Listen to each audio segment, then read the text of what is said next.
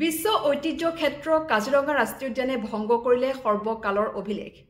2024-25 বিত্তীয় বৰ্ষত কাজিৰঙা ৰাষ্ট্ৰীয় উদ্যানলৈ আগমন ঘটা পৰ্যটকৰ সংখ্যাই অভিলেখ ভংগ কৰিলে যেহেতু চলিত বৰ্ষত কাজিৰঙালৈ আগমন ঘটিছে 2,90,000 জন পৰ্যটকৰ আৰু ইয়াৰে ভিতৰত 9,500 গৰাকী হৈছে বিদেশী পৰ্যটক আৰু চলিত বিত্তীয় বৰ্ষত কাজিৰঙা ৰাষ্ট্ৰীয় উদ্যানে 7,40 লাখ টকাৰ ৰাজহ সংগ্ৰহ কৰিছে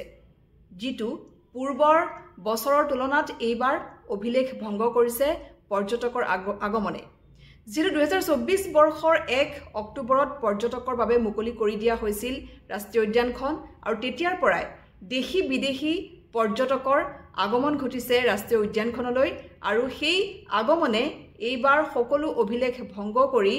যথেষ্ট পৰিমাণৰ ৰাজহ সংগ্ৰহত সহায় কৰিছে ৰাষ্ট্ৰীয় উদ্যানখনক